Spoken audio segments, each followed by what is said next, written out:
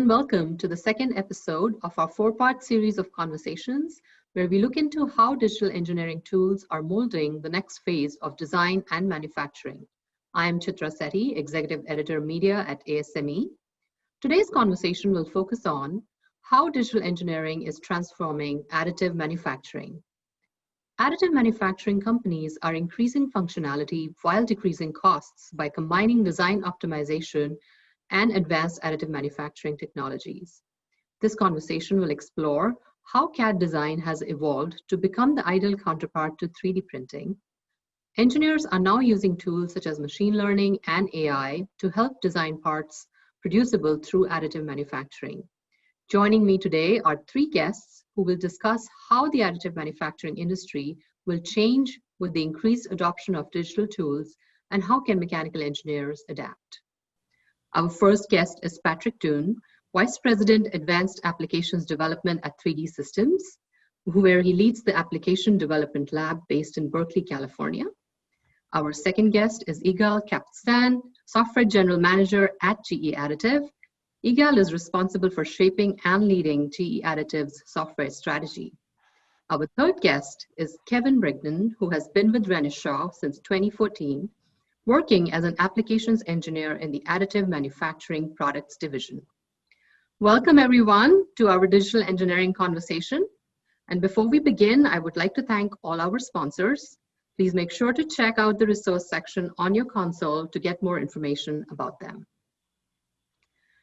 So 3D printing is allowing engineers to build faster, test easier, and develop fully realized parts with fewer iterations. Are additive manufacturing companies partnering with CAD firms to create an integrated process? Patrick, is that how 3D systems operate? Is that what the trend you are seeing at your end?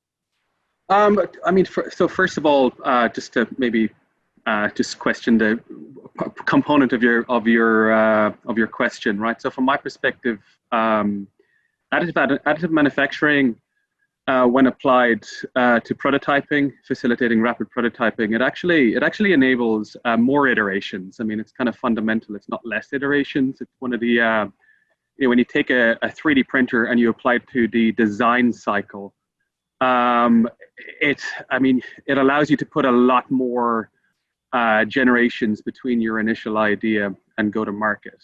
It allows you to fail faster, fail earlier, and iterate, essentially, which is one of the key drivers of upgrading the end product functionality and performance. Right, the more evolution that you apply to any design cycle, then the more optimized the product is.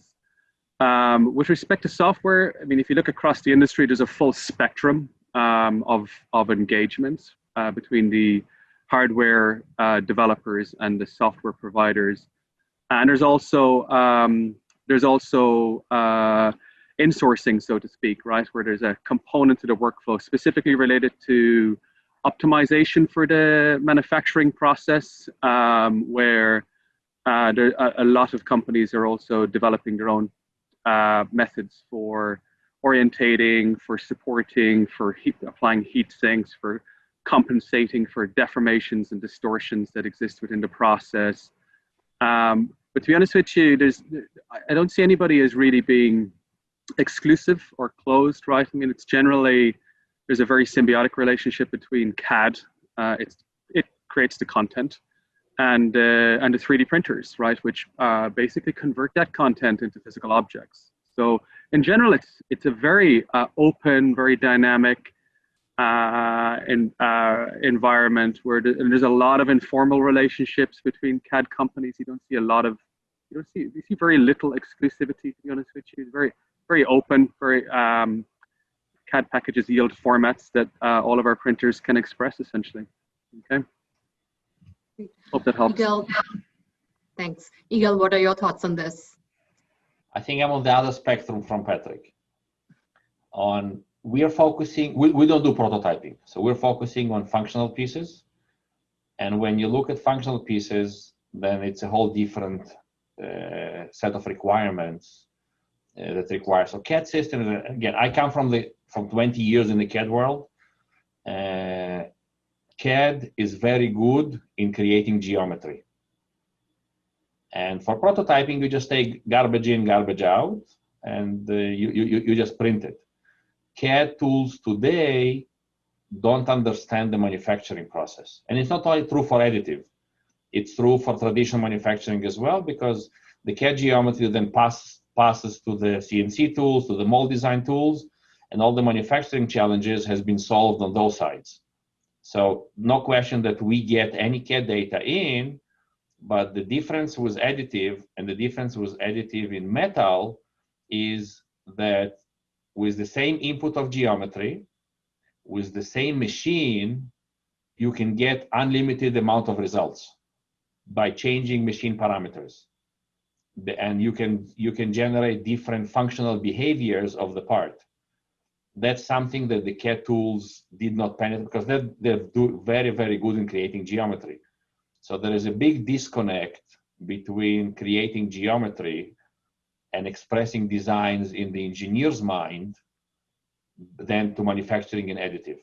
And that is a very big gap today. And before that gap is closed, 3D printing will still stay as something that people are tinkering with, playing with.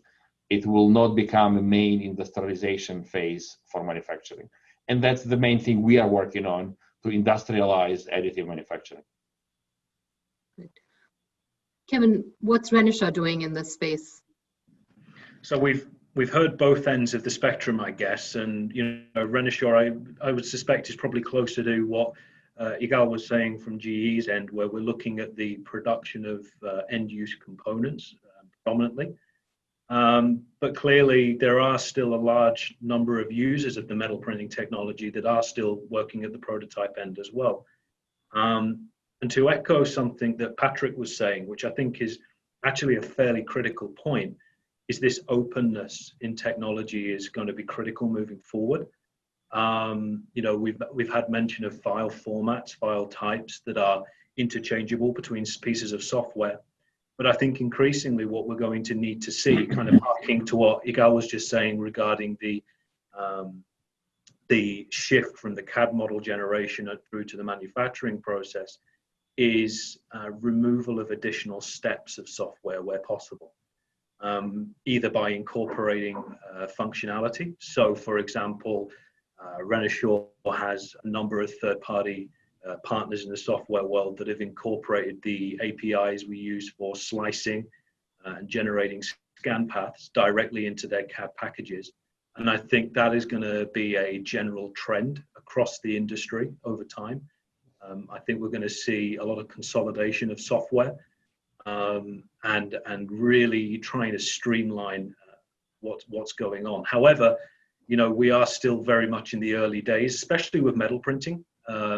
So there's still an awful lot of exploration and creation still to happen. We haven't hit upon the best way of doing anything yet in software. We're still learning, and if anything, the rate of learning is accelerating. So it's a very exciting time. But I suggest that it's going to still be a while yet till we have a clear path moving forward. And Kevin, I have to disagree with the consolidation. Again, coming from the design world and the PLM and CAD world, engineers used to use in one environment. But if you look at what happens today on mobile, on iOS and Android, we don't expect everything to work under one umbrella. We expect a dedicated application that does the best task needed for that particular requirement we have, working under the same hood of the operating system. And why wouldn't engineers get the best additive solution, which will not come from the CAD guys? Because the CAD guys don't understand your machines the way you do. Correct. And you will probably never tell them your scan pass generation rules all the way so they can run their simulations. So if I'm putting myself in the user's shoes, my goal is not to work necessarily under one environment. My goal is to get a functional printed part as fast as possible with the highest yield. So I would be looking for the best tool that's going to get me there, instead of just being fanatic about, everything must be under my design tool. Got it. So again, Yeah. I'll poke a little bit in those, because this is kind of the challenges we're dealing with every day, to trying to see, should we just follow the trends in the market that everybody been used for the last 30 years, or it's time, because additive is still so new, although it's the newest 30-year-old technology. Is there an opportunity to take a different approach and address the customer needs and not just follow the digital thread that people have been used to so far? Sure. So additive opens the door to completely new lines of design thinking and creative configurations. What are some of the best practices to optimize these designs for AM? Kevin, would you like to comment on that? Yeah, so as an applications engineer, I'm working day in, day out with end users that are struggling with this, or working at this very topic, and clearly, it's about designing with the specific process in mind. So earlier on, I mean, as just mentioned, we're talking about the newest 30-year-old technology, but certainly earlier on in my time with Renishaw, the biggest challenge was getting people to think in an additive way, and getting across the line from looking at an otherwise conventionally made component, whether it be machine, cast, forged, whatever, and understanding that attempting to necessarily force that geometry through this new manufacturing process, this new flow, can be very inefficient. And so it's trying to bring people along, and develop the understanding and the knowledge to be able to get the maximum out of a given printing process, because obviously every different chain of printing or different family of printing processes is going to have slightly different requirements. But perhaps even the bigger challenge than that is get designers thinking about the entire process chain. So not just the 3D printing process, but also the downstream processing. Because clearly, especially with metal printing, we're very rarely operating in an island where the part is just printed and that's it. Typically, especially with any kind of componentry in hydraulics, for example, there will be a degree of post-process machining.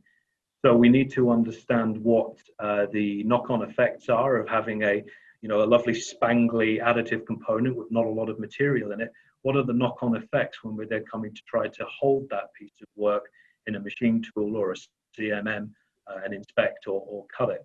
So it's essentially trying to convey the scope, but do that in a way that is, if not familiar, then not threatening. Patrick, what are your thoughts on design for manufacturing, additive manufacturing? Yeah, I mean, design is a fundamental value proposition of additive.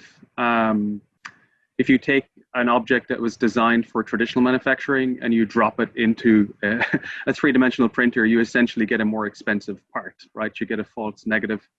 A lot of people just sitting around scratching their head, wondering, what's the big deal with this technology, right? It really does begin. You really do begin to tap into the value proposition when you think in terms of design for flexibility, where the folks who are at the front line of problem solving, whether it's a jet engine or a rocket engine or a radar antennae or a bracket, right? You take the folks who are at the front line of problem solving, and you presented them a scenario where they can now design an object that's no longer constrained by the same rules of traditional design for manufacture. And what you end up getting is very novel approaches to geometry and design.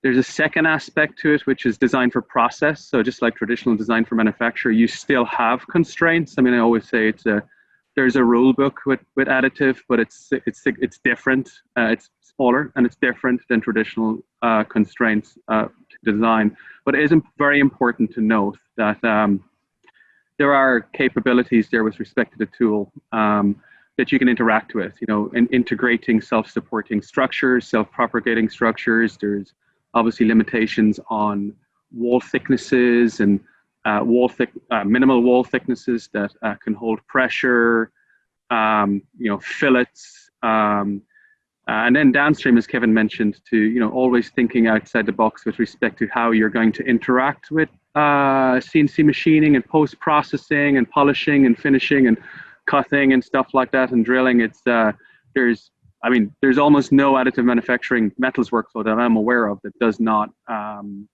combine additive with subtractive downstream in order to facilitate the production of an object. Yeah, it's a really good question and really fundamental to what we do. Thanks.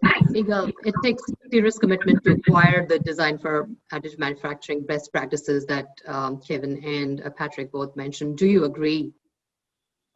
I think absolutely, but I think there is another layer to design for additive, and the big difference between traditional manufacturing, building geometry for traditional manufacturing or building geometry for additive, is that with additive, every feature has to be explicitly created in CAD.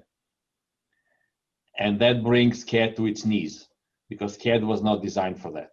So if you put 4,000 holes because you need 4,000 holes in the part, the CAD engines today just cannot handle it. It's way too much information. CNC solved it by bringing this challenge to G-code. With additive, that's not solved yet. And that's a major limitation. So it's a different mindset for the engineers to know upfront. It's not just like Patrick said, if you're not, additive doesn't replace traditional manufacturing because you want a part faster or you want a smaller batch. It will never win.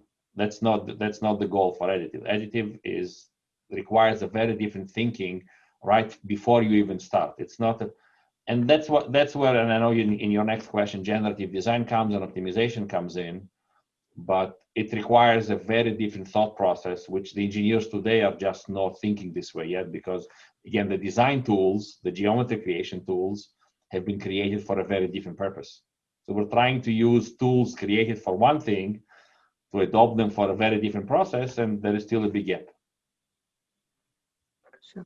So speaking of generative design and AI-based engineering software that has already begun to accelerate and disrupt the traditional design process, Igal, how are engineers using tools such as machine learning and AI to help design parts producible through additive manufacturing? So I think we're talking so far, at least the talking was one way. So from the geometry to the machine, but we're not talking about the closed loop yet. So there are two ways to break this question. One is most of generative design tools today are geometry driven. They are not taking into consideration multiphysics. And if we don't take into multiphysics, then it's just another way of creating geometry. You're not really taking advantage of additive. So you can design with generative, you can do thermal, you can do mechanical, you can do flow, but there are no, at least I'm not familiar with too many approaches that take all three into consideration when they build the geometry. But for AI point of view, I think what will come, so in metal, it's not this 3D geometry into the machine. We go through a compensation process before because we know the distortions that are going to happen during the printing process. So you need to distort in opposite direction for the part to actually come out the way it was designed. And taking inspection data and doing inspection-based compensation and using AI tools to improve the compensation mechanism, that's what's going to guarantee a higher yield to reduce. Today it takes maybe at least 10 prints and then manually going and tweaking the geometry back in the CAD tools, and that process has to totally shrink down into an automated process.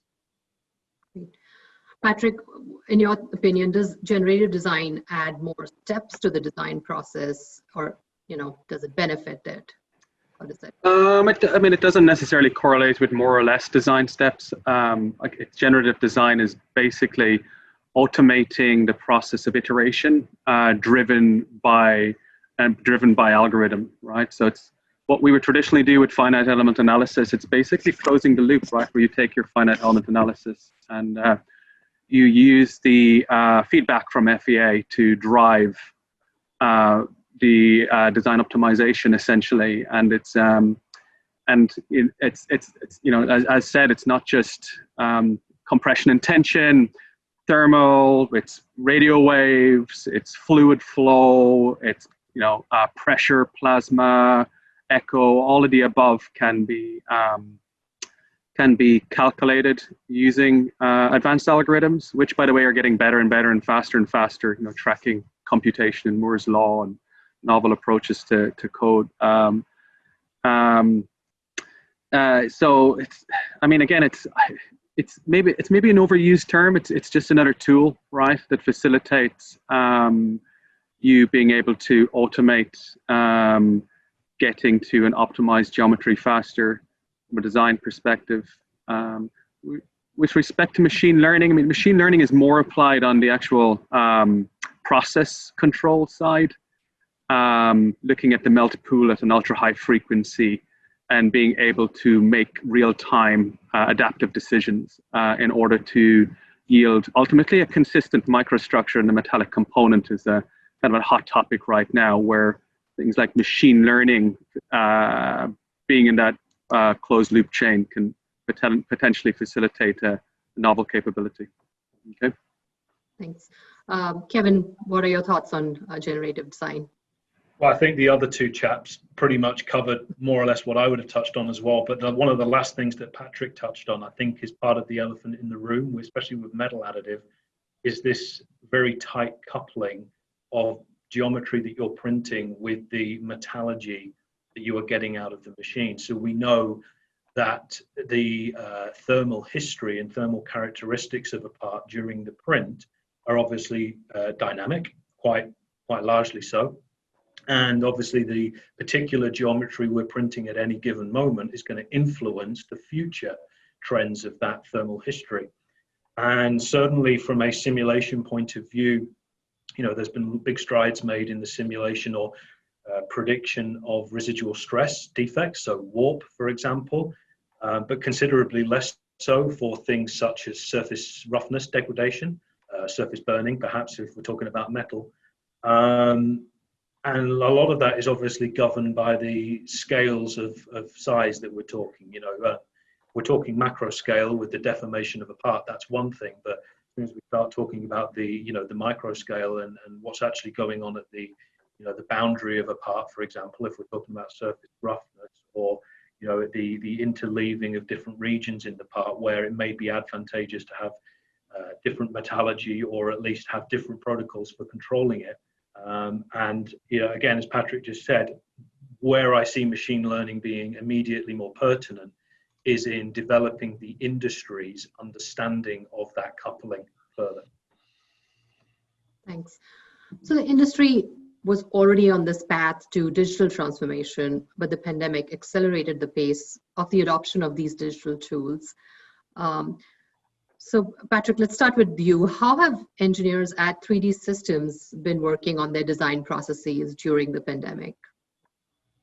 Well, we design and develop the additive manufacturing systems, essentially. So it's our customers that use those tools. I mean, internally, we're an industrial OEM that develops advanced additive manufacturing hardware, so to speak. I think, just like every other industrial OEM, it's obviously been a challenge, right? Engineering teams developing and designing advanced products need to come together. They're physical products. So, the last few months, we've obviously been getting back on track with that, and look forward to continuing. Got it. Igel, what changes have you seen, if any, in the past 6 months in the design for additive process? So we just like Patrick said, we are an OEM as well, and so we have a hardware division, we have a software division. The software division didn't feel much of an impact because all we need is a laptop and a Wi-Fi. But I think one of the biggest changes in the requirements that we keep getting is from our customers. We're going to be seeing more and more autonomic machines that don't require people to stand next to them when they print. And those machines don't exist today in the market, especially when people cannot go to the plant to monitor, to the factory to monitor machines. Well, with everybody talking about autonomic cars, I think we'll have to see autonomic manufacturing coming in play as well, and additive will have to play a role in that too. Kevin, how has your team at Renishaw been functioning in this new environment? So once again, you know, as a machine OEM, we're in a similar position to the other guys. I think one comment I would make in terms of the customers that I'm working with, and it actually goes back to a point that Igal made right at the start, talking about this idea of avoiding consolidation of software. And it's kind of the point, the counterpoint, I suppose, is clearly we're working in a scenario where video conferencing, sharing files, trying to use cloud-based solutions is, you know, the hot topic. And I suppose the point that I would make is that a routine issue that we've been dealing with as as engineers for, you know, the last couple of decades is this idea of interchangeable file formats and traceability of data. And particularly when we're talking about this scenario where we're rapidly iterating designs, inserting these steps of using intermediary formats and things like that is as problematic as ever, perhaps increasingly so. So one thing that where I've seen some advantages for some people is the utilization of cloud-based CAD packages, wherein it's very easy and very quick to share data among teams working remotely. But clearly, that's not a solution for everybody. You know, in fact, actually, the majority of customers that I'm working with are not using cloud-based solution, and so it's been a challenge. I'd be curious if the same from the manufacturing side could be said for my colleagues here on the call. You know, if we're seeing internally, there's perhaps a rethink about cloud computing and cloud handling of CAD data. Would you like to comment on that, Patrick? I mean, the challenge with cloud computing is generally a lot of, I mean, it's the early adopters especially. There's a lot of state-of-the-art, you know, ITAR, highly confidential design, right? If you're if you're making a component and on a rocket engine or you know, jet fighter, there's definitely there's not much. It's not appropriate to facilitate cloud. I mean, generally these companies want to have completely off the grid, right? The additive manufacturing technology is interacting with the absolute state-of-the-art design and engineering, essentially. And what you'll find at the state-of-the-art is that there's an incredible IP, both from a commercial perspective, but also from a national security perspective. So in that context, there's a huge chunk of the industries that we interact with where it's not appropriate to facilitate cloud computing. Okay. Igal, any thoughts on this? Yeah, I'll be on the other side of the spectrum again. We fully adopted cloud. We fully adopted cloud architecture, which allows us to do both hosted solution and on-prem. And with .gov cloud hosting, you can solve all the export compliance issues. So there are huge advantages of going away from files, not moving files around, especially when you're on a distributed environment. You don't move files around inside the network. Today, the management softwares out there, the PLM tools, do a very good job of managing the design process. They cannot manage the additive process because it's object types they don't know what to do with. So working desktop-wise, being user-focal and not organization-focal, it's a big gap because there is no management environment. You're going back 30 years where we were in the design phase. So you need management environment. Now, in 2020, to build an enterprise solution, it's not the best practice for software development anymore. So cloud architecture is, with all the available services out there, is probably the way to go. And that's exactly what we have adopted. And it's been accepted well by the customers we're working with. Thanks. So new technologies and training kind of go, hand in hand here. So it's not as simple as installing the latest release of CAD and getting everyone to use the new functionality. Do design teams need to invest time and money to reap the full rewards of digital engineering tools? Kevin, let's start with you. I suppose the short answer is yes, but then it always has been. I think the key is nowadays, we are bombarded with choice, okay, from not just consumer products, as Igal was mentioning earlier, with the phone in your pocket, but even as a CAD designer. If you were walking into a scenario and being asked to select the CAD package for a small business, for example, you would have an insane number of choices at all different levels. Now, clearly, where you're in a scenario where you're in a much more established environment, perhaps with a PLM solution with a CAD package tied to that, which obviously a lot of medium to large size businesses are, especially with Additive, it's all of the sort of satellite software technologies associated with it.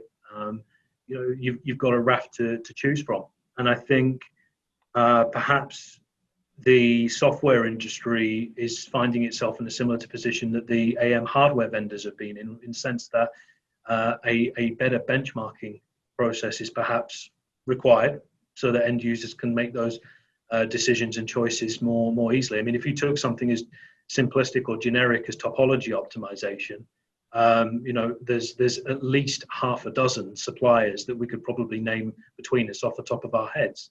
But the question is what other features do they offer that the team is looking for, and how well does that platform serve from a traceability or pluggability point of view? I think it's very much down to a question of choice and picking the right solution for the right problem. That's a good point. Eagle, what's GE doing to train its engineers and equip them with the digital tools they need to design parts? I'm not looking at the GE Aviation and other businesses that use those tools. I'm looking from the GE Additive point of view that we're creating tools for our customers. And the additive world today is, and I can speak for ourselves, but I think it's true for the others. Customers it's still trial and error process. Customers don't really trust yet the machines, the softwares, and that's why they want access to all the degrees of freedom to be able to tweak themselves, and it's a learning curve that they have to go themselves through, and they accumulate inside knowledge which they not necessarily want to share with everybody. We have the advantage of being part of the largest additive customer in the world, which is GE Aviation, with the largest number, hundreds of machines, thousands and thousands of parts, tens of thousands of parts printed every year. So we have our own. We have to drink our own Kool-Aid before we ship machines to the customers. And I think the key point is what we need to do is we need to get customers to trust the outcome of our softwares and our tools. Because the moment they're going to start trusting the tools, they're going to be wanting to tweak less. Because their goal is not to play with the softwares or the machines. Their goal is to get a functional piece. The shorter we can get this cycle, the more productive the customers will be. And that's key for additive industrialization in this times. Thanks.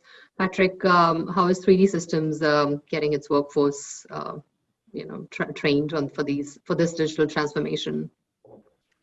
I mean, again, being an additive manufacturing OEM, it's not so much about. Our focus is our customers. It's more important that our customers are engaging with and utilizing these advanced design philosophies. Ultimately, they create content which drives the application of our products. What I can say, an interesting observation that I've noticed in the last maybe decade is that a lot of companies, a lot of our customers, they have more than one CAD package. They have 5, 6 CAD packages, and they have a tendency to jump in and out of different CAD packages to do different things, which is interesting. And it changes over time, right? Different capabilities and different interacting with different applications. You might see, some of the big CAD Prime doing the initial concept. You might see Rhino doing some advanced parametrics. You might see some of these topology optimization algorithms applied for components. And the way to think about it is these CAD packages are just like tools in a toolbox. And typically, folks don't just interact with one tool, right? They pick and choose, and they pick up and they try and they apply, and ultimately they yield a product that's optimized for additive manufacturing. Okay. Got it. So to wrap it up, I'm going to just welcome any final thoughts, especially, for our engineers tuned in. Do they need to, what do they need to do to kind of, adapt to this rapid transformation, to be able to get the best from their designs? Any advice for them? Igal, I'll start with you. Yeah, don't try to reinvent the wheel. It takes too long. There is a lot of knowledge among the OEMs, there's a lot of knowledge among other companies, service bureaus, and if your goal is to get a functional piece, you will save money by paying someone else to teach you how to do it instead of trying to reinvent the wheel from scratch, because it will just take years and years before you become productive. Patrick, what are your thoughts on it? Any closing comments? Yes, stop PowerPointing and start prototyping, right? I mean, it's the beautiful thing with the product is that you have an idea, and the next day you can have a physical representation of your idea, and that will spur the next thought process and the next iteration. So that's my one word of advice. Okay. I will speak straight to design engineers. I'll say start with thinking about the print orientation, and you won't go far wrong. Excellent. This was an insightful conversation. Thank you so much. And we could go on, but this is as much time we have for the second episode in our series of digital engineering conversations. I want to thank again our speakers, Patrick Dune, Igal Capstan, and Kevin Brigden. Our next conversation in the series will be on November 18th. That will focus on the rise of mechatronics in the realm of digital engineering. Again, I would thank all our sponsors. Please make sure to check out the resource section on your console to get more information about them. Thank you all for tuning in, and I hope you join us for our next conversation.